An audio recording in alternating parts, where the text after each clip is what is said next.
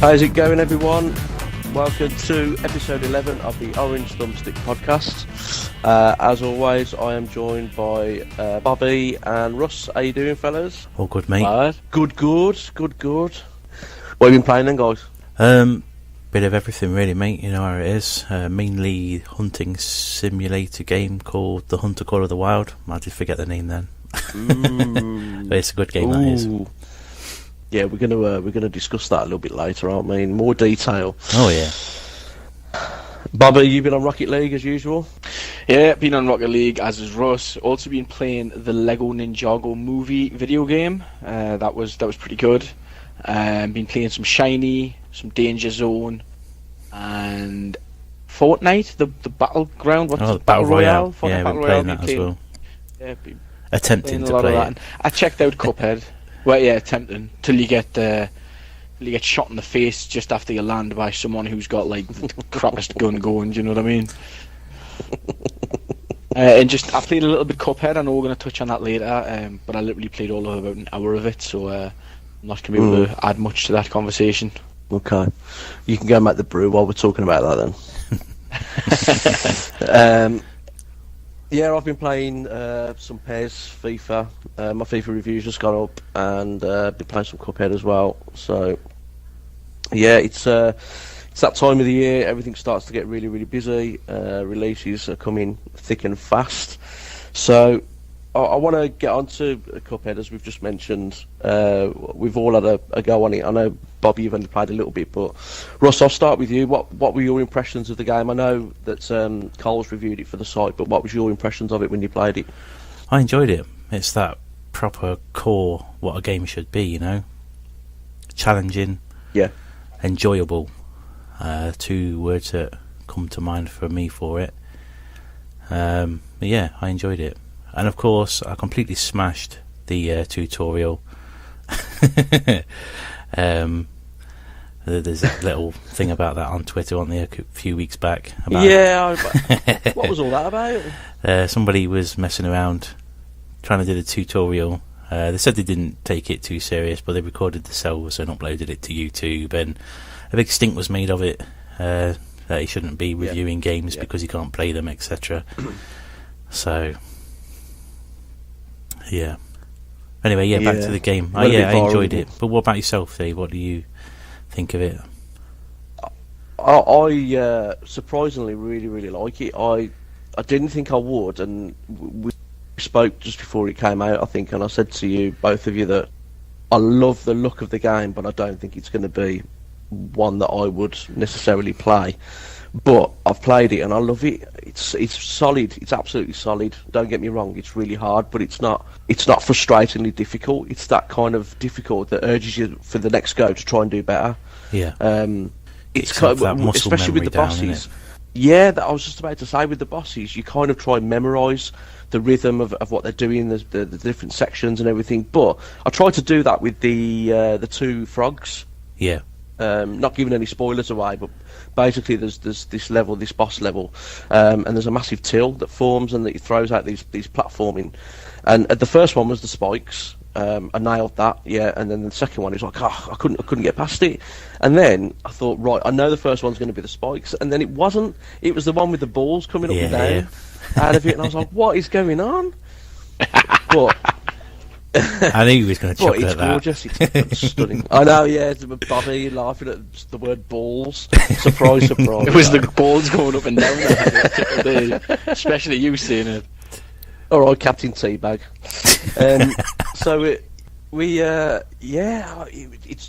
It was frustratingly good, that's all I can say. And Cole's review that she did for the site, I think, was spot on. Yeah. Currently the highest scoring game that we have on site as well, with a 9.7. Yes, it is. Yeah, it is. Game of the year contender. Yeah, very much so. But it's gorgeous. I mean, we've spoken before about the developers and what they did to get the game out and to get it made and everything, and it really shows the attention to detail. Yeah. The fact that everything is hand drawn just adds that. It just adds a bit of class to it, and it sounds brilliant as well. The soundtrack is absolutely fantastic, but it is tough, it's solid, but it's enjoyable, and it's not one of those games you want to necessarily give up on. You want to carry on and try and get past it, because it gives you that little bit extra every time that you know you're almost there. And I liked it. Bobby, you're not of the same opinion, really, are you, from what you played? I was like told prior to its release, Bobby, I don't think you'll like this game, and it was by Russ, who knows what I like. So I checked it out, and I did enjoy it. It's not for me, and I've got nothing negative to say about it. It's more your I think it was tolerance put level, together so superbly. you've got quite a short fuse when it Yeah. comes to games where the difficulty is ramped up. So, like, for instance, defeated the big carrot and got onto the potato, and he kept smashing us, and I pretty much done that for an hour until I was like, nah, and that's long for me, an hour attempting that. Well, it's probably about 20 minutes, 25 minutes. But yeah, that was me, like, nah, I'm done for now. I will go back to it, because I do think it's a great game, but yeah, I didn't really get much of an insight, because that's right at the start, pretty much. That is the start. Yeah. No, it's reviewed really well, and fair play to the developers. It's come out at a good price point as well. Yep. And I'm glad it's doing well. But for the developers, really, they've done a great job, and I'll say it again, with what they give up and what they sacrifice to get the game done and out. I hope it sells. Well, they can go and buy themselves a nice 11-bedroomed house now. Since they've sold their other one to fund the game, they've got to have made a good bean off of it. So kudos to them, definitely. Well, let's hope so. Yeah, let's hope so. And you never know, maybe a Cuphead too. Who knows? Or they might even do. A Cuphead 2 set within 1980s cartoons graphics. That'd be pretty cool. That'd be nice, wouldn't it? Yeah, He-Man mini bosses. Oh yeah, that'd be cool. So yeah, well done to the developers there. Cuphead is it's doing really well, so that's good. We had a new Red Dead Redemption 2 trailer. Oh, come on, Rockstar. Come on. Have you seen the trailer? Have you had a watch of it? It's only a minute and a half. Have you seen it? I seen part of it, and I got caught on my phone, so I had to turn it off. Yeah, I started watching it when I can't really see much more, but I started watching it, and then I had to stop watching it. So I've seen about. He was reaching for the Kleenex. About 40 seconds of it. Okay. What was you doing for the other 50 seconds? But yeah, what I seen looked good. Yeah. Russ, what do you make of it, Russ? I'll be honest, I've not watched anything. I want to keep it a full surprise till I can't stop myself from seeing anything about it. So it's one of them games I really want to wait until it's there and experience it for the first time when I'm playing it. So yeah, I'm trying to keep myself spoiled. I've got to be honest. I'm going to try and do the same from now on. I watched that minute and a half trailer, and it's ace. But it didn't give too much away, but gave enough away to sort of give you an idea of what it's going to be like and about. But I'm going to do what you're going to do from now on. I think I'm not going to watch anymore. Yeah. But it looks tremendous. That's all I'm saying. This is something that I wanted to touch on as a reviewer, because something that I used to do before I was reviewing was I'd get in amongst the hype with all the trailers and what was going on, and then I'd be let down. No matter how good it was, the hype was always bigger than it in most instances. So I've tried to distance myself from all of them, because I don't want to be let down on a game that is a good game, but I've overhyped it. Literally the trailer, it just opened on my phone when I was scrolling. That's why I watched half of it, and then I had to stop, and that's the only reason I haven't went back to it, because I'm thinking the same as Russ. I don't want to spoil it for myself. I did the same with Shadow of War. I haven't really watched too much on that. I watched the original trailer, and then I haven't really seen anything else since, because I didn't want it to spoil the experience of when the game came out. So I can relate to that. Yeah. But I'm going to do the same. I'm not going to watch any more. As much as I'm really looking forward to it, I'm not going to. Sticking with the legends that are Rockstar. I'm loving this podcast this month because I get to speak about Rockstar legitimately. They have obviously announced LA Noire being fully remastered. Bobby, you've got some details on what we're getting with that, haven't you, and when it's out and stuff? Yes. I was just find it 2 seconds. NOIRE is going to get remastered on the Xbox One X with full 4K support. It's going to be released in November. It's going to be native 1080p with 4K for the X and the PlayStation Pro. It's going to be the full game with all of the DLC, and it's got some enhancements on like lighting and facials and things like that, facial expressions. So yeah, I remember playing it on the 360 and thinking that it was absolutely fantastic, thinking the graphics were amazing. So seeing it on the X at 4K, it's going to be unbelievable. I honestly think it's going to be the closest thing that looks like you're just watching a film that we've got yet. When it comes out, that's what I'm hoping for. So you say it's 1080p on Xbox One and then 4K on the One X? Yes, native 1080, 4K on the X and the PlayStation Pro, and you get all the DLC that came out on the 360 with it in the game, like the full release. Yeah, I think we touched on it last month in the podcast about the technology that LA Noire use. It's not really ever been seen since, really, has it? So no. I've heard some things that the tweaks that they've done for this remaster is pretty significant, really. And I still say they're using it for a test for GTA 6. Still say they're going to somehow put this technology into GTA 6, and I think part of the thinking behind this remaster is to try and test the technology, improve it a little bit and see how it runs, because obviously I'm just throwing it out there, but I think they're going to use a similar kind of thing for GTA maybe. But yeah, I'm with you, Bob. I loved it originally, and the fact you get all the DLC with it and everything, it's all remastered, touched up, and whatever else with its visuals and everything. Yeah, looking forward to that. Staying with the Xbox One X, we had some news this past week, I believe, that every Xbox One X has an engraved Master Chief riding a Scorpion. Yep, seen it. How cool is that? Just, I think it's fantastic. You're not able to see it yourself on your own console unless you're willing to take it to bits. Yeah. Yeah. But it's nice. It's nice to know it's in there. It's nice to know that the Chief's inside the Xbox One X. Yeah.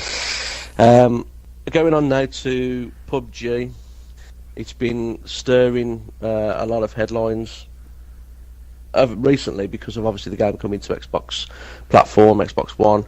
It's coming into game preview. It's a massive hit on the PC. I think as many people watch it as they do play it, don't they? From what I read. It's incredibly popular, and I had quite a bit of respect for the PUBG developers, but I've still got a lot of respect for them, but they've recently come out with a scathing attack on Fortnite. Yeah. And I don't understand why, to be honest. You guys probably know more about this than I do because you've played Fortnite, you still do from what I gather. Fortnite have basically released a Battle Royale which is free to play for everybody, is that correct? Yes. Yes, that's correct. Yeah. And it is along the same lines as what PUBG is that correct? Yes. Similar. The core idea is exactly the same, but that is it. Everything else is completely different. But the core idea is that it's a Battle Royale game, so yeah, that would mean that PUBG is the only Battle Royale game, and I mean, Jesus, at AGX last year... But it's not though, is it? Because you've got the culling as well. 3. I mean, the culling released... Culling, you've got the other 99, which isn't out yet. Yeah. There's hundreds out there. Well, not hundreds, but there's more out there than just PUBG. And for them to do a scathing attack... I've been reading online trying to find the actual statement that they said, and stupidly didn't go onto the website to find it. But I did find somewhere that in a statement that said it basically implied it was a carbon copy and then retracted it. Because because PUBG is basically an extension of another game. It's just a mod, really. Yeah. I think the biggest thing that they had an issue with is because it's run on the Unreal Engine, which is obviously owned by Epic.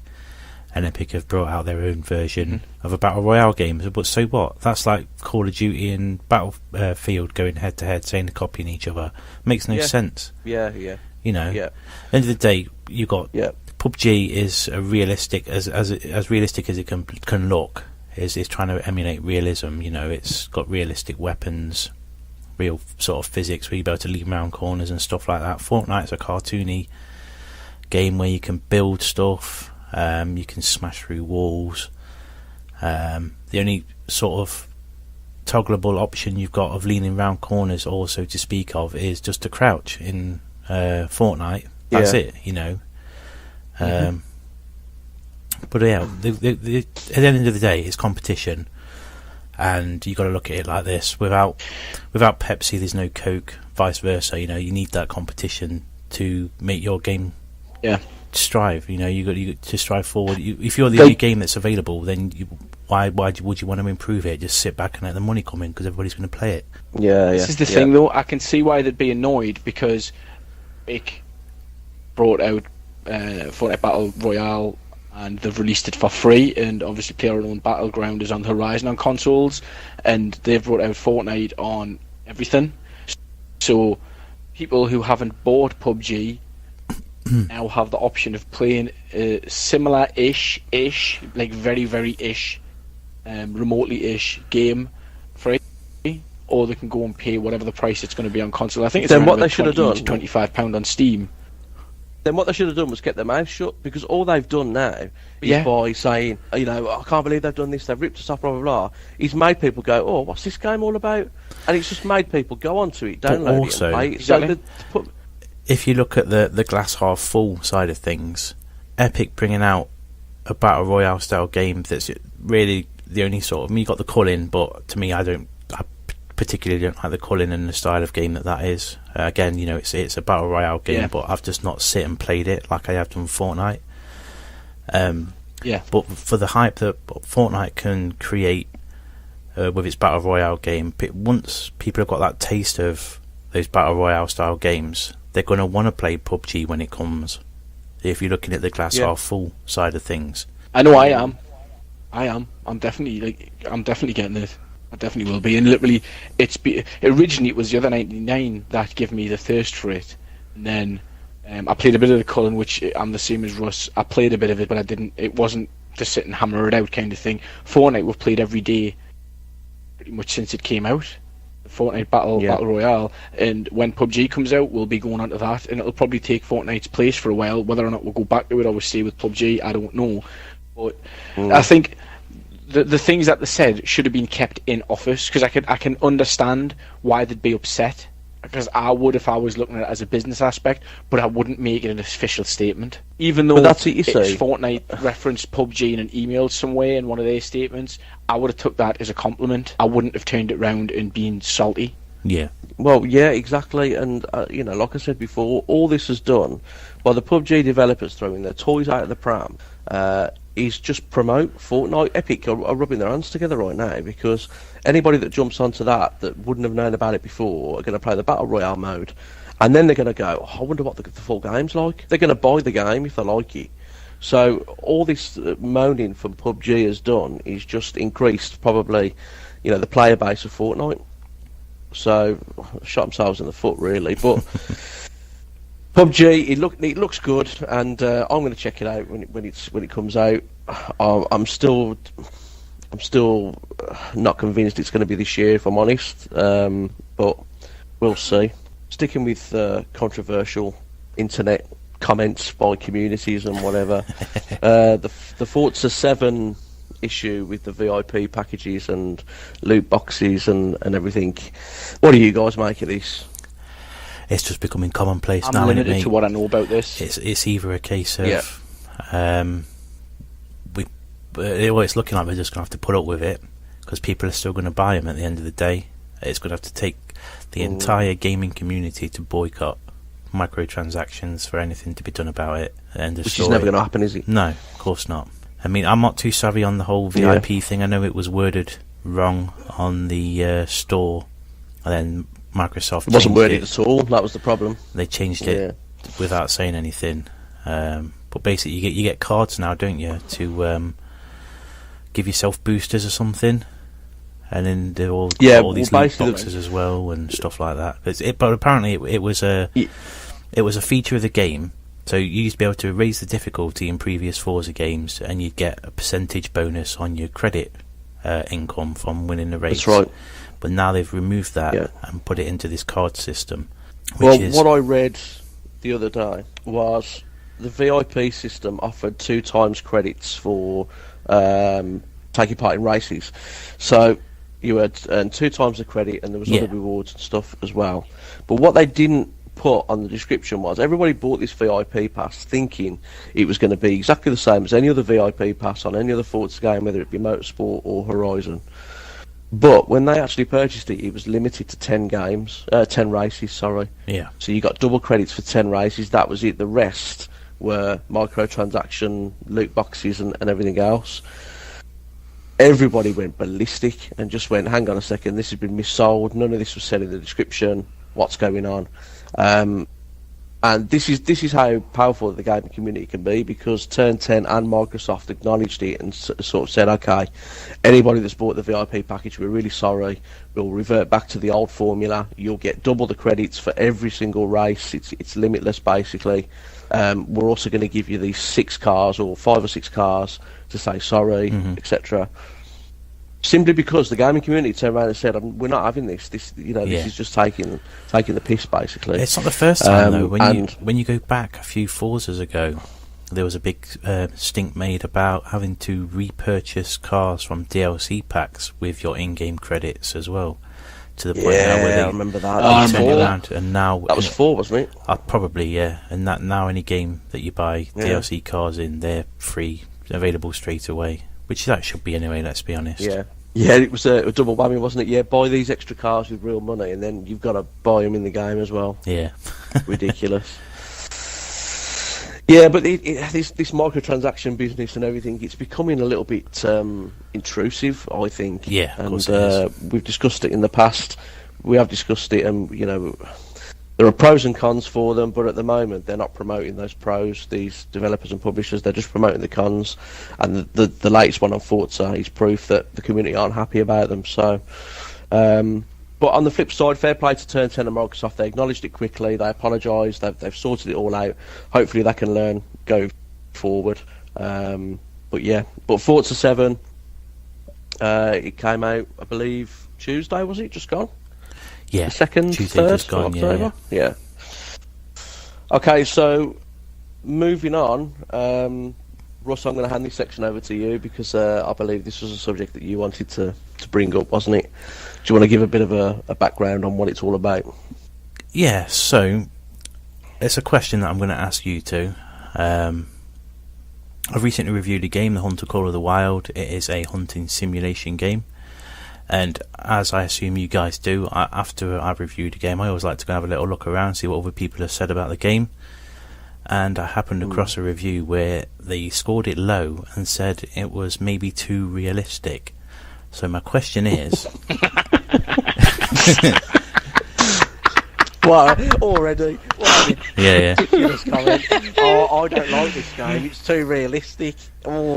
Get out.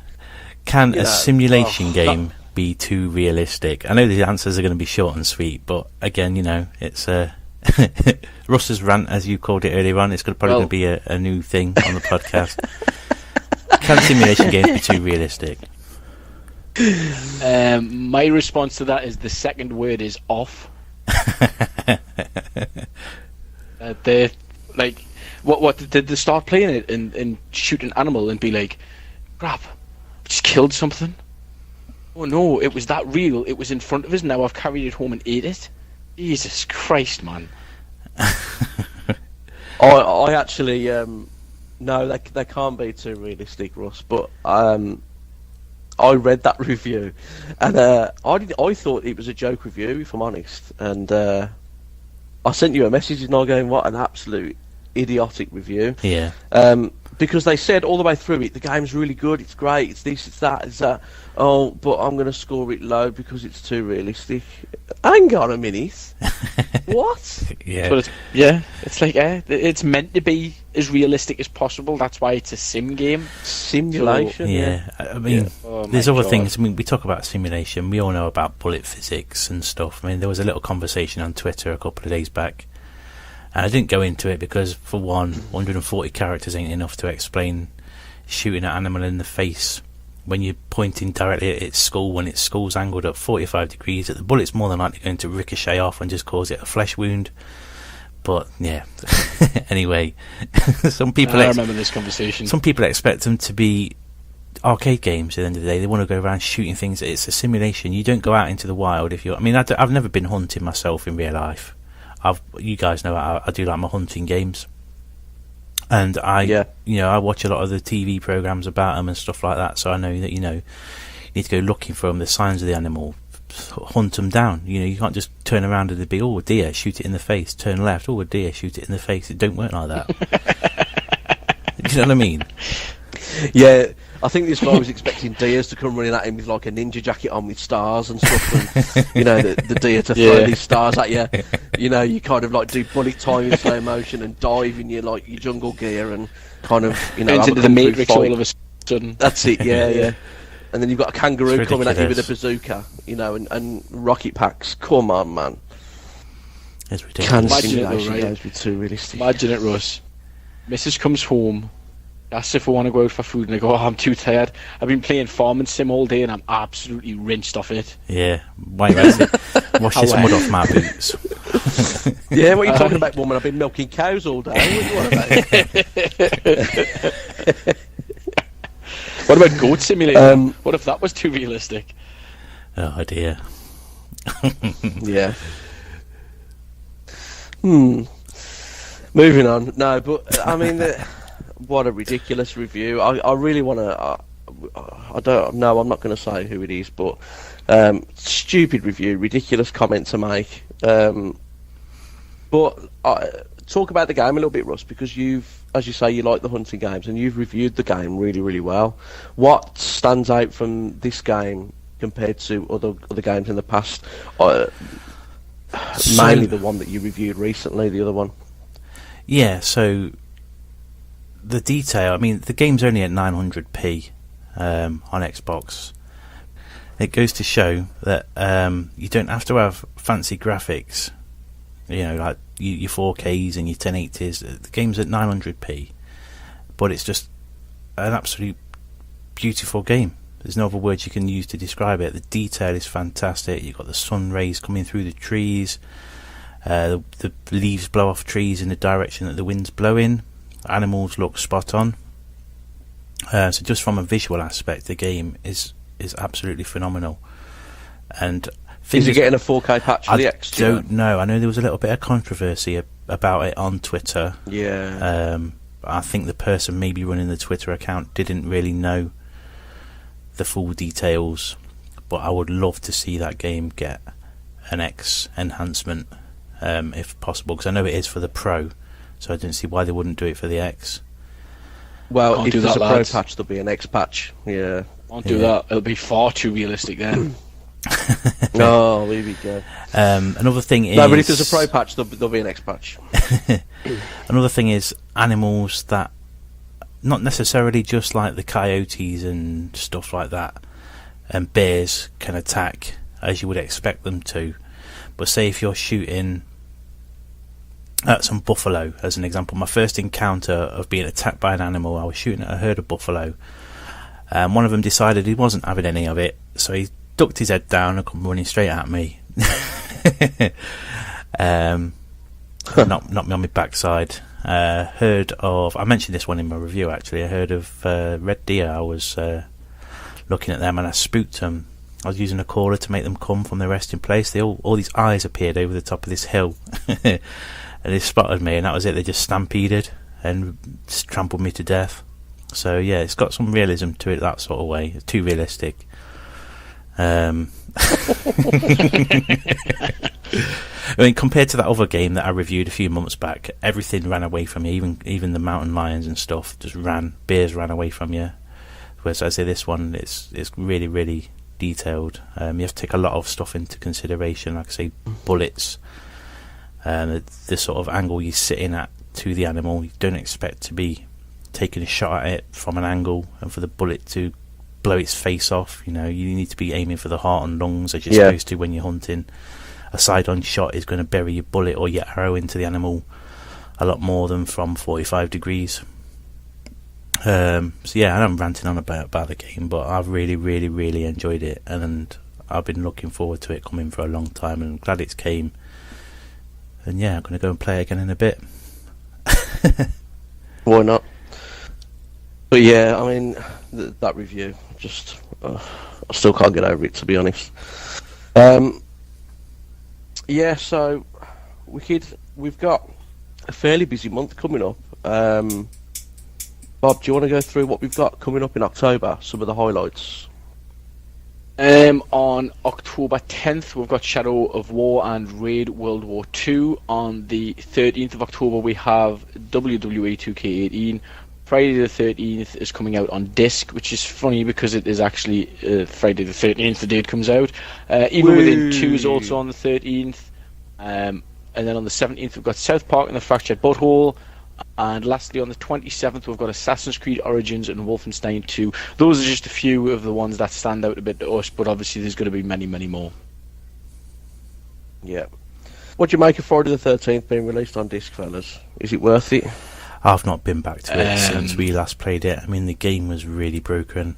I'm not sure if people are still complaining about it or not. I know they've released DLC and stuff for it since, but to me, if you into seen that a few sort complaints. Of game, there's other games that have come out since that are better.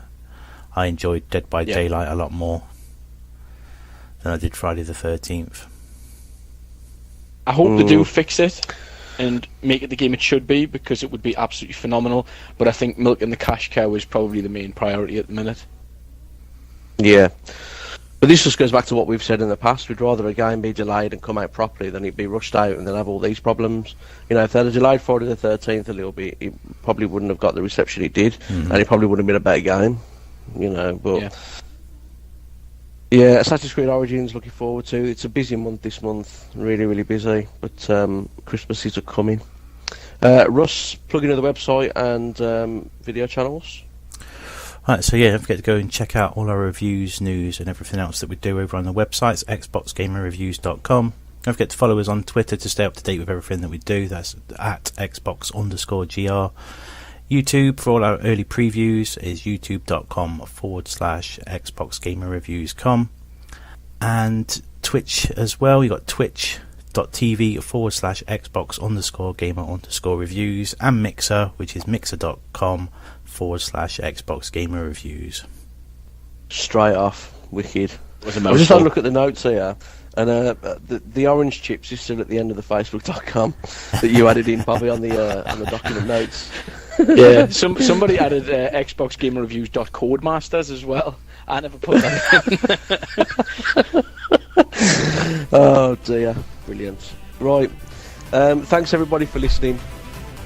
Have a great October, and we'll see you next time. See you later.